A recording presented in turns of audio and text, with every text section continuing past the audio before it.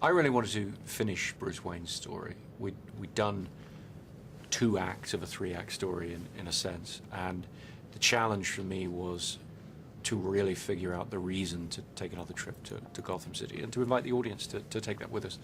Once we'd really figured out where our story went, where it wound up, what Bruce's conclusion is in a sense, then it became something I had to do and really wanted to show to the world. And that's what we've done, and that's where we are.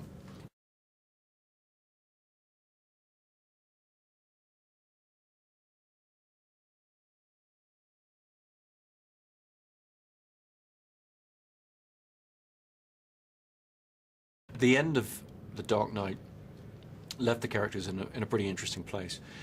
I felt very strongly we're trying to make one unified story here, so it's not another episode and not another Batman episode, if you like. For me, that meant really trying to be true to where the characters were left.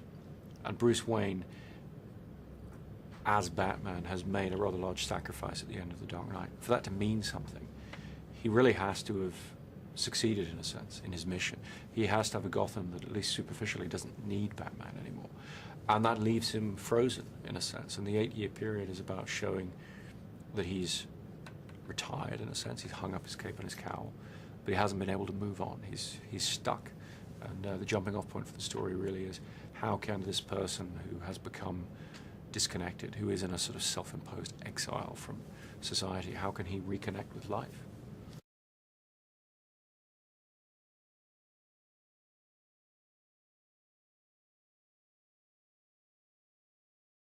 We'd had a great experience shooting in IMAX on The Dark Knight, and we wanted to expand that on The Dark Knight Rises and shoot more of the film that way, and we have.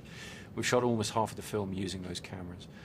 Seeing that projected on an IMAX film screen is a very unique experience, and I hope people will seek it out where it's available, because it really gives you that extra image quality, that extraordinary clarity and immersive quality that really throws you into the world of the film. That, for me, is just a great thrill in terms of how you experience a large-scale action film.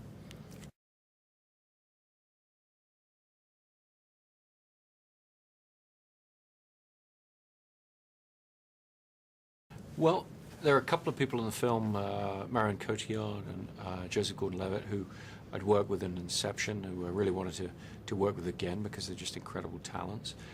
Tom Hardy also I'd worked with in Inception, and he felt to me the obvious choice for somebody who would take on the challenge of portraying this monstrous character who expresses all kinds of evil and malevolent intent, really just through his eyes, because his face is mostly obscured with a mask, his eyes and his voice. And Tom was very much up for the challenge of presenting a face of evil in that way. And I think what he's done is going to be very threatening to audiences in a way they're not used to seeing.